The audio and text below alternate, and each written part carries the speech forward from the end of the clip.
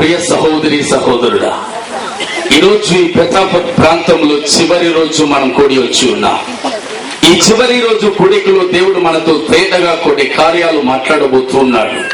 దయచేసి ఇటు అటు చూడకుండా చివరి దినం చివరి సమయంలో మనం కూర్చుని ఉన్నాం. ఇంకా కొద్ది గంటలు కొద్ది సమయంలో మనం ఈ కూడికను ముగించబోతూ ఉన్నాం. ఒక బహు గొప్ప దేవుని ఆశీర్వాదం పొంది ఇక్కడి నుంచి మనం వెళ్ళాలి. హల్లెలూయా, హల్లెలూయా. నా ప్రియ సహోదరి సహోదరుడా, దేవుడి వాక్యం ఈ రోజు తేటగా మనం విని సత్య వాక్యం మన హృదయంలో విత్తబడే సమయంలో విశ్వాసం మనలో పెరుగుతుంది. ఆ విశ్వాసమే అద్భుతాలు చేస్తుంది. ఆమేన్, హల్లెలూయా. కాబట్టి మనం వాక్యమును శ్రద్ధగా ధ్యానించి వినబోతూ ఉన్నాం. దేవునికి మహిమ చెల్లించబోతున్నాం.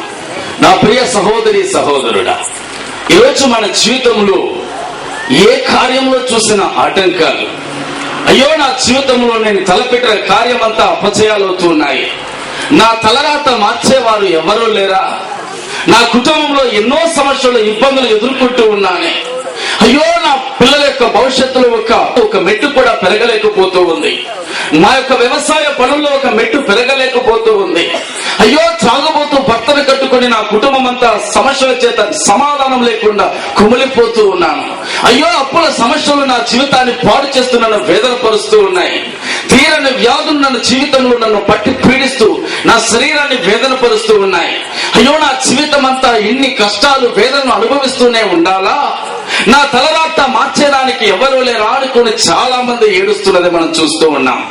ఈ రోజు ప్రజల యొక్క హృదయంలో ఒకే ఒక బాధ ఏంటి, నా తలరాత ఎవరు మారుస్తారు, అయ్యో నా జీవితంలో ఎన్ని కష్టాలు ఎన్ని నష్టాలు ఎన్నెన్నో ఆటంకాలు ఎదురవుతూనే ఉన్నాయి, అయ్యో నీ తలరాత ఇంతేనా అని చెప్పి అందరూ నన్ను చూసి అంటూ ఉన్నారు, నా తలరాత అంతేనా అని చెప్పి చాలా మంది ఆశిస్తూ కుమిలిపోతున్నది మనం చూస్తూ ఉన్నాం.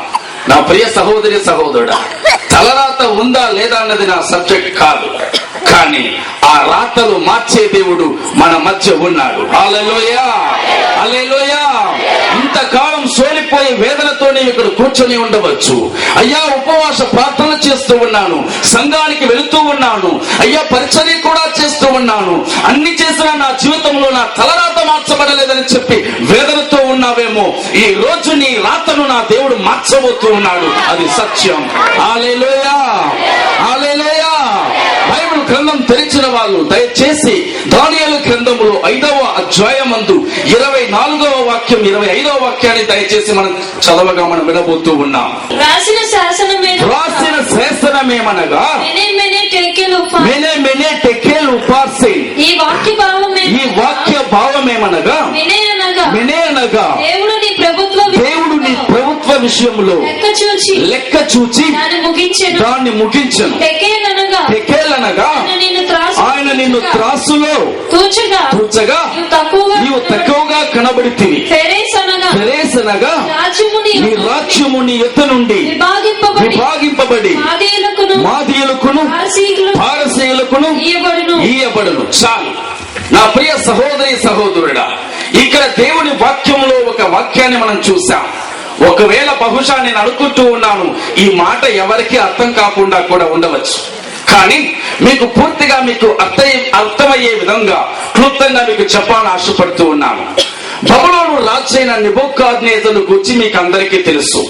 ఈ నెబుకద్నెజరు యెరూషలేమును ముట్టడించి అక్కడ ఉన్న దేవుని యొక్క ఆలయాన్ని పట్టుకొని ఆ ఆలయం లోపల ఉన్న దేవుని ఉపకరణములైన అనేక బంగారపు ఆభరణాలు, దేవుని ఆలయంలో ఉన్న ఆభరణాలన్నీ తీసుకొని తాను యొక్క దేశంలోని బబులోను దేశంలో ఆ యొక్క స్వర్ణపు బంగారపు ఆభరణాలన్నిటినీ అక్కడ ఉంచేశాడు. అనేక ఉపకరణాలు, అనేక కార్యాలు, బంగారంతో చేయబడిన విలువైన కార్యాలు, వాటన్నిటినీ దేవుని ఆలయంలో ఉంచబడిన వాటిని నెబుకద్నెజరు అనే ఈ రాజు యెరూషలేము ప్రాంతముని ముట్టడించి ఆ ప్రాంతంలో ఉన్న దేవుని ఆలయంలో ఉన్న ప్రతి బంగారపు ఉపకరణములన్నిటినీ తీసుకొని బబులోను రాజ్యములో తన రాజ్యంలో పెట్టేశాడు. అంతా అయిపోయింది. నెబుకద్నెజరు యొక్క కాలం ముగించబడింది. అతని యొక్క కుమారుడు అతనికి మారుగా ఆ యొక్క బబులోను రాజ్యానికి రాజుగా మార్చబడ్డాడు. ఆ నెబుకద్నెజరు యొక్క కుమారుడు బబులోను యొక్క రాజుగా మార్చబడిన అతని పేరు బెల్షాషార్ అనే ఓ వ్యక్తి బహుగా ఒక గొప్ప రాజుగా ఎంచబడ్డాడు.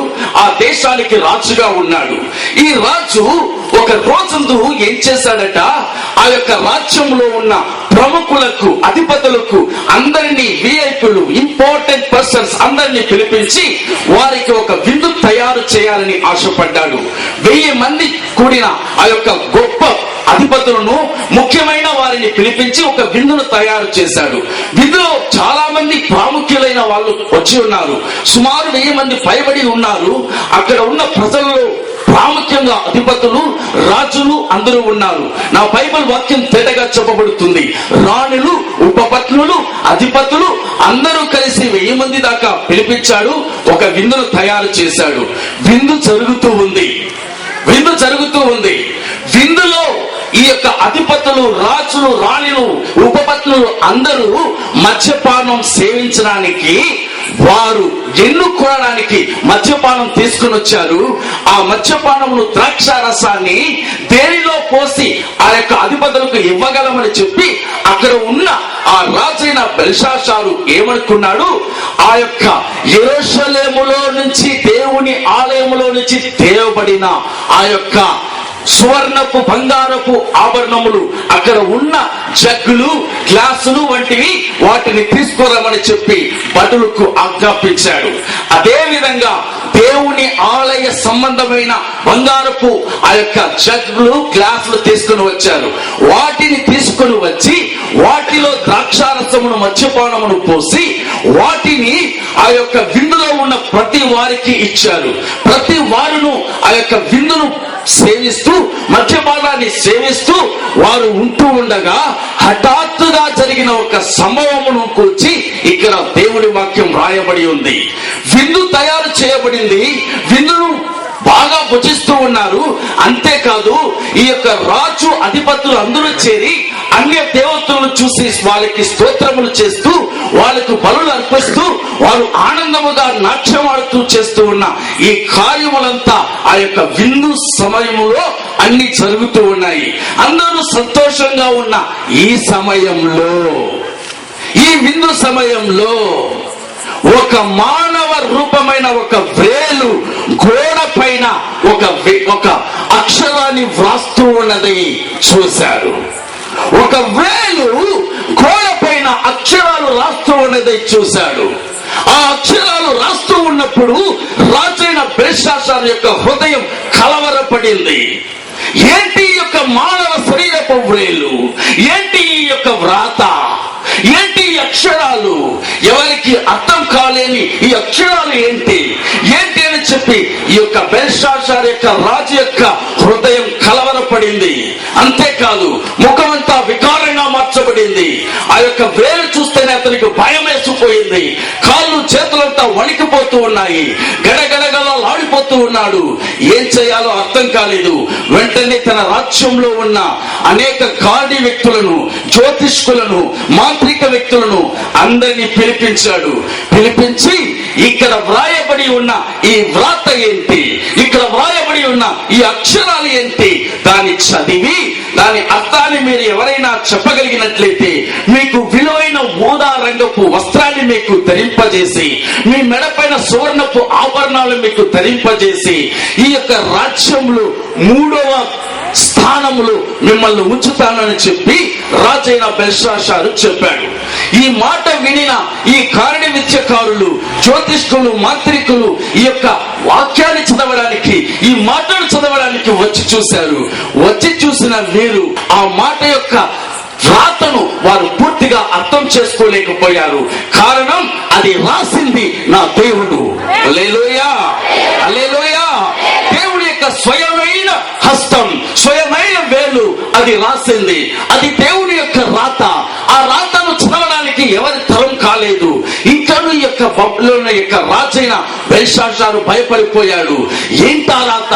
ఇక్కడ ఉన్న వాళ్ళు ఎవరు చదవలేకపోయారంటే ఇది ఏదో ఒక భయంకరమైన మాటే ఉంటుంది. దీన్ని ఏ విధంగా గ్రహించాలి, ఎవరు దీనిని చదవగలరు అని ఈ యొక్క రాజు వేదనతో చింతిస్తూ ఉన్న సమయంలో ఆ రాణి వచ్చి ఆ యొక్క బెల్షాషారు రాజు దగ్గరకు వచ్చి ఆ కుమారునితో మాట్లాడుతుంది. రాజా, ఈ వ్రాతని చదవడానికి, ఈ వ్రాత యొక్క అర్థాన్ని చెప్పడానికి మన దేశంలో ఒకే ఒక వ్యక్తి వల్ల అవుతుంది. అది దానియేలు అనే ఓ వ్యక్తి వలన మాత్రమే. ఆ దానియేలు అనే వ్యక్తిని పిలిపించండి, ఖచ్చితంగా దానికి అర్థాన్ని చెప్పగలడు. నీ తండ్రి అయిన నెబుకద్నెజరు దగ్గర అతడు ఎన్నో మార్లు దేవుని యొక్క కార్యాలు బయలుపరచబడ్డాయి. ఆ మహా గొప్ప దేవుని ఆత్మ కలిగిన దానియేలును పిలిపించారంటే ఈ యొక్క మాటకు అర్థాన్ని మీకు చెప్పగలడని చెప్పాడు. వెంటనే ఈ యొక్క బెల్షస్సర్ రాజు ఆ యొక్క దానియేలు పిలిపించాడు. దానియేలు వచ్చాడు. ఆ రాతను నువ్వు చదివి దాని అర్థాన్ని నువ్వు చెప్పినట్లయితే నీకు ఇటువంటి బహుమతులన్నీ ఇస్తానని చెప్పాడు. కానీ నా దానియేలు చెప్పాడు, రాజా నీవిచ్చే బహుమతులు నాకు అవసరం లేదు, కానీ దేవుడు నీ పట్ల ఉంచిన కార్యాన్ని నేను నీకు చెప్పే తీరాలి. దేవుడు నీ పట్ల ఉంచిన కార్యాన్ని నీకు చెప్పే తీరాలి. ఈ యొక్క మాట ఏంటో తెలుసా? మేనే టెకెల్ ఉపాసిన్. దేవుడు రాసిన ఈ మాట ఏందో తెలుసా? మేనే టెకెల్ ఉపాసిన్. ఆ మాటకు అర్థం అదే. దానియేలు చెబుతూ ఉన్నాడు బెల్షస్సర్ రాజును చూసి, రాజా దీని అర్థాన్ని కూడా నీకు చెప్పబోతున్నాను, దీని అర్థాన్ని కూడా నీకు చెప్పబోతూ ఉన్నాను. నీ తండ్రి అయిన నెబుకద్నెజరును నా దేవుడైన యెహోవా ఎంతగా హెచ్చించారో నీకు తెలుసు, ఎంతగా ఆశీర్వదించారో నీకు తెలుసు. కానీ నెబుకద్నెజరు దేవుడు హెచ్చించిన దానిని దేవునికి మహిమ చెల్లించకుండా ఈ బబులోను రాజ్యాన్ని నేనే కట్టాలని చెప్పి తాను గర్వంగా ఎంచినందువలన, తన మాటల్లో గర్వం ఏర్పడినందువలన దేవుడు అతన్ని పశువుల మనస్సు కలిగిన వాడిగా మార్చాడు. తద్వారా నెబుకద్నెజరు ఒక పశువు వలె మార్చబడి పచ్చిగడ్డి తినే ఒక మృగము వలె మార్చబడ్డాడు. ఎంతగా హెచ్చింపబడిన రాజు ఎంతగా తగ్గింపబడ్డాడనేది కూడా నీవు కనులారా చూసి ఉన్నావు. నీ తండ్రి విషయంలో నీ దేవుడైన యెహోవా ఎంతగా హెచ్చించాడు, అటువంటి దేవుణ్ణి కనపరచకుండా ఈ నెబుకద్నెజరు ఎంతగా తగ్గింపబడ్డాడన్న విషయం నీవు తెలుసుకొని ఉన్నావు. కానీ అటువంటి మహాగణుడైన యెహోవాను, సర్వశక్తుడైన యెహోవాను నీవు మరచి దేవుని ఆలయంలో ఉన్న ఆ యొక్క సువర్ణపు ఆభరణాలు, సువర్ణపు ఆ యొక్క చెట్లు గ్లాసులు తీసుకుని వచ్చి వాటిలో మద్యపానాన్ని పోసి వాటిని భుజించి వాటి ద్వారా అన్య దేవతలకు నీవు స్తుతులు చెల్లిస్తూ ఉన్నావే, తద్వారా నీపైన దేవుని యొక్క కోపాగ్ని వచ్చి ఉంది. తద్వారా నీ కుటుంబంలో నీకు విరోధంగా నా దేవుని యొక్క హస్తం దిగి వచ్చి ఉంది. రాజా నీవు బ్రతకవు, నీవు బ్రతకవు, నీవు చావబోతున్నావు, నీవు చావబోతున్నావు. జరిగిన సంభవం ఏంటో తెలుసా? ఇది చెప్పిన రోజే అదే రాత్రి బెల్షస్సర్ హతమయ్యాడు. రాసింది నా దేవుడు, రాసిందే. దేవుడి యొక్క రాతని ఎవరు మార్చలేరు. హల్లెలూయా. అక్కడ రాసిన కార్యాలే మీకు ఈ రోజు మీకు చెప్పాలని ఆశపడబోతున్నాను. అక్కడ రాసిన కార్యాలు 3. ఒకటి మేనే అంటే ఏంటి? వాక్యం తేటగా చెప్పబడుతుంది. సహోదరి చదవండి. ఈ వాక్య భావం ఏమనగా మెనే అనగా దేవుడు నీ ప్రభుత్వ విషయంలో లెక్క చూసి దాన్ని ముగించను. చాలు. మెనే అనే మాటకు అర్థం ఏంటి? వాక్యం తేటగా చెప్పబడుతుంది. దేవుడు లెక్క చూసి ముగించాడు. నా ప్రియ సహోదరి సహోదరుడా, ఈ రోజు దేవుని యొక్క స్వభావాన్ని గురించి మీతో మాట్లాడాలనుకుంటున్నాను. నిన్నటి దినమందు ఆయన చూస్తున్న దేవుడని చెప్పి మీతో మాటలు పంచుకున్నాను. నిజం, ఆయన చూస్తున్న దేవుడు. కానీ ఈ రోజు మరి యొక్క కార్యాన్ని మీతో మాట్లాడబోతూ ఉన్నాను.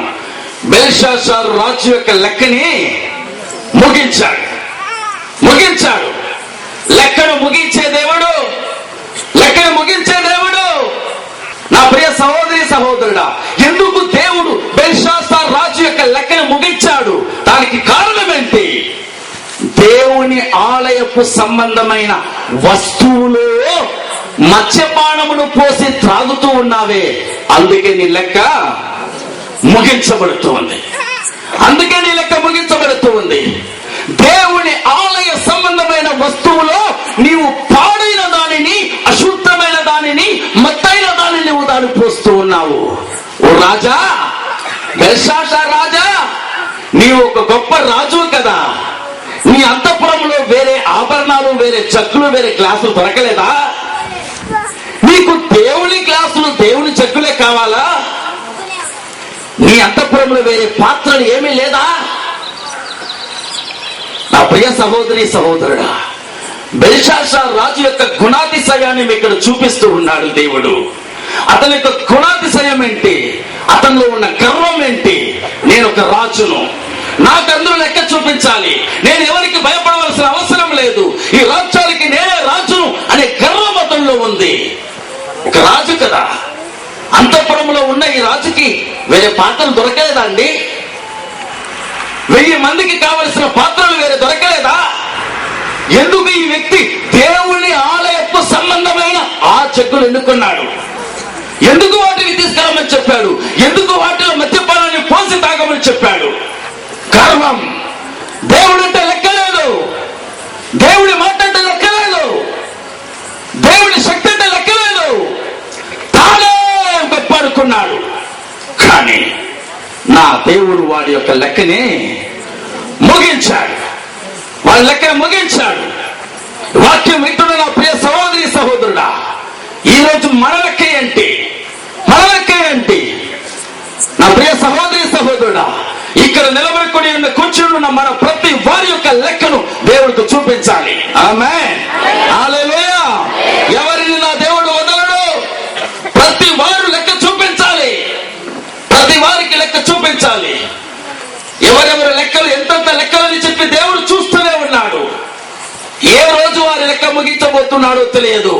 ఈ రోజు నా దేవుడు నీతో హెచ్చరిస్తూ ఉన్నాడు. ఈ రోజు నా దేవుడు నీతో హెచ్చరిస్తూ ఉన్నాడు. దేవుని ఆలయ సంబంధమైన వస్తువులో మద్యపానం పోసిన, త్రాగిన వారికి లెక్క ముగించిన ఆ దేవుడు ఈరోజు నీతో మాట్లాడుతూ ఉన్నాడు. దేవుని ఆలయ సంబంధ వస్తువు పైనే దేవుడు అంత బాధ్యత తీసుకున్న దేవుడు. దేవుని ఆలయంగా ఉన్న నీ హృదయమును గురించి లెక్క అడుగుతాడు. దేవుడు లెక్క అడుగుతాడు, నీ హృదయాన్ని లెక్క అడుగుతాడు. దేవుడి ఆలయం ఈ హృదయం, దేవుడు నివసించే ఆలయం ఈ హృదయం. ఈ హృదయాన్ని ఏ విధంగా నువ్వు చూసుకుంటూ ఉన్నావు? దేవుడు హృదయాన్ని ఏ విధంగా నువ్వు చూసుకుంటూ ఉన్నావు? దేవుడు నివసించే ఈ శరీరమును ఈ రోజు నువ్వు ఎంతగా పాడు చేస్తున్నావు అన్నది ఒక ప్రశ్న నీకు వేస్తూ ఉన్నాడు నా దేవుడు. కామ వికారానికి బానిసై, పాపానికి బానిసై దేవుడు నివసించే ఈ శరీరాన్ని పాప వ్యభిచారానికి నీవు చేసావేమో. పాప లోక ఆశలకు నీ శరీరాన్ని అమ్మివేసి ఈ రోజు పాపానికి నీ హృదయాన్ని దాచిపెట్టేసావేమో. నీ హృదయంలో దేవుడు ఉన్నాడని గ్రహించకుండా ఈ రోజు నీ శరీరాన్ని నీ భర్తకు కాకుండా, నీ భార్యకు కాకుండా వేరొకరితో నువ్వు ఉన్నట్లయితే దేవుడు లెక్క చూపించాలి. దేవుడికి లెక్క చూపించాలి. నీవు అనుకుంటూ ఉన్నావు, నా భర్త చూడలేదలే, నా భార్య చూడలేదలే, ఎవరు నన్ను పట్టించుకోలేరు, నేను మగవాడిని, నేను ఎంతమంది దగ్గర పడుకున్నా నాకేంటి అన్న గర్వం ఉందేమో. నా యేసు నీతో మాట్లాడుతూ ఉన్నాడు నా ప్రియ సహోదరి సహోదరుడా. జాగ్రత్త, లెక్క ముగించబడుతుంది, లెక్క ముగించబడుతుంది. దేవుని ఆలయం ఈ శరీరం. ఎప్పుడైతే యేసు క్రీస్తు తన రక్తము చేత నిన్ను కడిగి శుద్ధి చేశాడో అప్పుడే నీవు నేను దేవుని సొత్తుగా మార్చబడ్డాం. హల్లెలూయా, హల్లెలూయా. దేవుడి సొత్తైన ఈ శరీరాన్ని దేవునికి మాత్రమే ఉపయోగించాలి. ఆమేన్, హల్లెలూయా. పాపపు సినిమా పాటల కోసం కాదు, పాపపు వ్యభిచారాల కోసం కాదు. స్పీడీ సిగరెట్లు నేను తాగుతాను, నా ఇష్టం, నా శరీరం అనుకుంటున్నావేమో. జాగ్రత్త, జాగ్రత్త. లెక్క ముగించబడుతుంది. జాగ్రత్త. హాన్స్ గుట్కాలు వేసుకొని నా ఇష్టం, నా నోరు అనుకుంటున్నావేమో. లెక్క ముగించబడుతుంది. భయంకరమైన క్యాన్సర్ వ్యాధులు ఈ రోజు వస్తున్నాయంటే కారణం హాన్స్ అడ్వాన్స్ గుట్కా లాంటివి. అందుకే చాలా మంది జీవితాల్లో యవ్వన ప్రాయంలోనే లెక్క ముగించబడుతుంది. హల్లెలూయా, హల్లెలూయా. భార్యను కాదని, భర్తను కాదని వేరొకరితో వ్యభిచారం చేస్తూ ఉన్నందువల్లే దేవుడి యొక్క హస్తం కోపాకిని వచ్చినందువల్లే ఎయిడ్స్ వ్యాధి ద్వారా లెక్క ముగించబడుతూ ఉంది. ఆమేన్, హల్లెలూయా, హల్లెలూయా. దేవుడు నివసించే ఆలయమయ్యా ఇది. దేవుడు విలువతో కొనబడిన శరీరమయ్యా ఇది. దేవుడు నివసించే ఆలయాన్ని పాడు చేస్తూ నా ఇష్టం అనుకుంటున్నావే, లెక్క ముగించబడుతుంది. ఈ రాత్రి నా దేవుడు అయితే ప్రత్యేకించి మాట్లాడుతూ ఉన్నాడు. లెక్క చూపించాలి మనం. ఆమేన్, హల్లెలూయా. నా దేవుడి వాక్యం తేటగా చెప్పబడుతుంది. ప్రతి మనిషి వారు మాట్లాడే ప్రతి మాటకు కూడా లెక్క చూపించాలి. హల్లెలూయా చెప్పరా? హల్లెలూయా. ప్రతి మనిషి ప్రతి మాటకు లెక్క చూపించాలి. ఆ దేవుడి వాక్యం తేటగా చెప్పబడుతూ ఉంది. నా ప్రియ సహోదరి సహోదరుడా, మనల్ని గురించి దేవుడికి లెక్క చూపించాలి. మనం మాట్లాడే ప్రతి మాటకు లెక్క చూపించాలి. నా ఇష్టం అని చెప్పి ఏ విధంగా నేను మాట్లాడకండి. చాలా మంది అనుకుంటూ ఉన్నారు సేవకుల గురించి అనేక విధమైన మాటలు మాట్లాడడం, సేవకుల గురించి విధంగా మాట్లాడడం. నా ప్రియ సహోదరి సహోదరుడా, ప్రతి మాటకి కూడా లెక్క చూపించాలి. మోషేను గురించి మీకు తెలుసు, మిరియాముల గురించి మీకు తెలుసు. మోషే, అహరోను, మిరియాము ఈ ముగ్గురు సొంత సహోదర సహోదరులు. ప్రియ సహోదరి సహోదరుడా, దేవుడు ముగ్గురిని ఎన్నుకున్నాడు, ముగ్గురిని ప్రవక్తగానే మార్చాడు. కానీ మిరియామనే ఈ సహోదరి మోషేను చూసి అంటూ ఉంది, దేవుడు నీతో నిన్న మాట్లాడతాడు, మాతో మాట్లాడా? గర్వపు మాటలు, గొప్పతనపు మాటలు మిరియామంటూ ఉంది. మోషేను చూసి అంటూ ఉంది, మోషే నీతోనే దేవుడు మాట్లాడతాడా, మాతో మాట్లాడా అని అంటూ ఉన్నప్పుడు మోషే మౌనంగానే ఉన్నాడు. మోషే ఏం పట్టించుకోలేదు, మౌనంగానే ఉన్నాడు. కానీ ఆ సభలో నా దేవుడు దిగి వచ్చాడు. హల్లెలూయా, హల్లెలూయా. మోషే మౌనంగా ఉన్నాడు నిజమే, కానీ నా దేవుడు మౌనంగా ఉన్నాడు. లెక్క చూపించాలి. దిగి వచ్చాడు. మిరియాముతో అంటున్నాడు, మిరియాం, మోషేను గురించి నీవేమనుకుంటున్నావు? ఈ ప్రపంచంలో అంతటిలోనూ మహాసాత్వికుడైన మోషే, నా ఇల్లు అంతటిలో నిజాయితీ కలిగిన, నమ్మకం కలిగిన వ్యక్తి మోషే.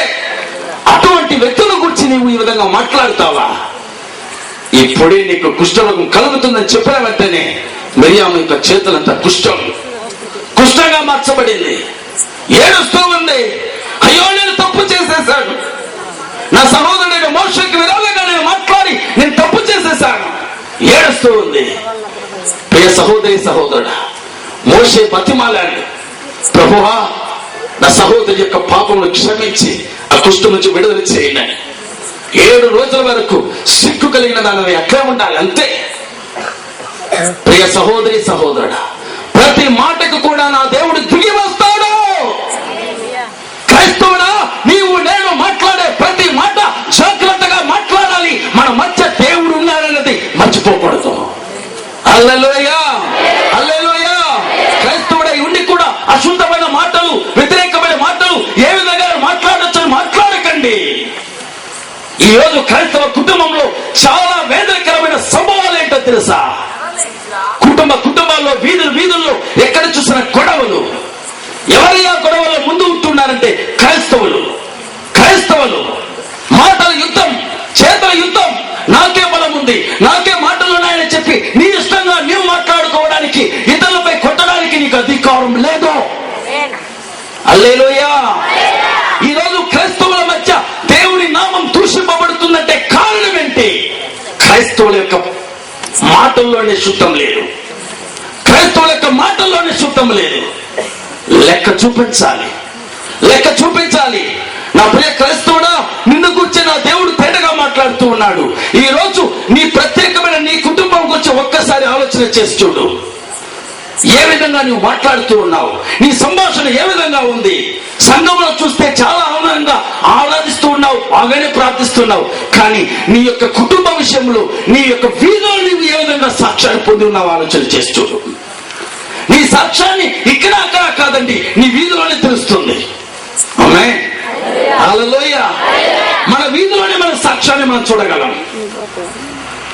ఎక్కడ చూసినా ఈ రోజు అశుద్ధమైన మాటలు మాట్లాడే క్రైస్తవులు చాలా మంది పెరిగిపోతూ ఉన్నారు. కారణం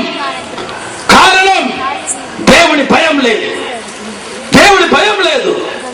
యేసుక్రీస్తు ఈ హృదయంలో, ఆలయంలో ఈ యొక్క ఆలయంగా మార్చి నాలో నివసిస్తున్నాడన్న భయం ఈరోజు క్రైస్తవుల లేదు. ఈరోజు ప్రతి వారు అనుకుంటున్న కార్యం దేవుని ఆలయంలోనే దేవుడు ఉంటున్నాడు. లేదు నా ప్రియ సహోదరి సహోదరుడా, ఆయన నీ హృదయాన్ని దేవుని ఆలయంగా మార్చున్నాడు. ఆమేన్, హల్లెలూయా. అందుకే నా దేవుని యొక్క వాక్యం తేటగా చెప్పబడుతుంది. 1 కొరింథీయుల 6వ అధ్యాయంలో 15, 19 2 వాక్యాలు మీరు గమనించినట్లయితే, మన శరీరంలోని ప్రతి అవయం ఆయనకు సొంతమైనది. ఆమేన్, హల్లెలూయా. ప్రతి అవయం, ప్రతి పార్ట్ ఆయనకు సొంతమైనది. ఆయనకి లెక్క చూపించాలి. మనం చేసే ప్రతి కార్యాలు, ప్రతి మాటలకు ఆయనకి లెక్క చూపించాలి. ఈరోజు నా ఇష్టం అని చెప్పి అనుకుంటున్నావేమో, దేవుడు నివసించే ఆలయం. ఆమేన్, హల్లెలూయా. లెక్కలు ఈ రోజు దేవుడు చూస్తూ ముగిస్తూ ఉన్నాడు చాలా మందికి. ఈ రోజు అనేక కుటుంబాల్లో తీరని రోగాలు వస్తున్నాయంటే కారణం ఏంటి? ఆపరేషన్లు జరుగుతున్నాయి, ప్రయోజనం లేదు. మాత్రలు వేస్తున్నారు, ప్రయోజనం లేదు. హాస్పిటల్ వేల ఖర్చు పెట్టినా వ్యాధి స్వస్థత కాలేదు, ప్రయోజనం లేదు. కారణం ఏంటి? లెక్కను ముగిస్తూ ఉన్నాడు. ప్రతి మాటకు, ప్రతి కార్యాలకు, ప్రతి క్రియలకు లెక్క ముగిస్తూ ఉన్నాడు. బెల్షాసార్ రాజు ఒక్క క్షణం తన మారు మనసు పొంది, చేసింది పాపమయ్యా, నన్ను బ్రతికించయ్యాని చెప్పి ప్రార్థన చేసి ఉన్నట్లయితే నా దేవుడు అతను బ్రతికించేవాడు.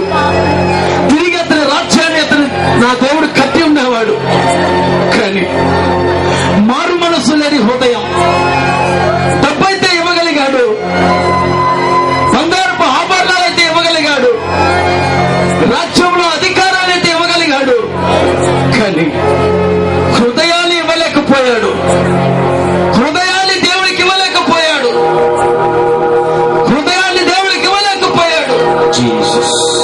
తన హృదయాన్ని దేవుడికి ఇవ్వలేకపోయాడు. నా ప్రియ సహోదరి సహోదరుడా, నీవు దేవుడికని ఎన్నో చేయవచ్చు, కానీ నీ హృదయానికి దేవుడికి ఇస్తూ ఉన్నావా? నీలో పశ్చాత్తాపం ఉందా? అయ్యా, నేను ఒక పాపినయ్యా, నా నోటి మాటల ద్వారా నేను పాపం చేశానయ్యా, నీవు నివసించే ఈ ఆలయాన్ని నేను పాడు చేశానయ్యా. యేసయ్యా, నీవు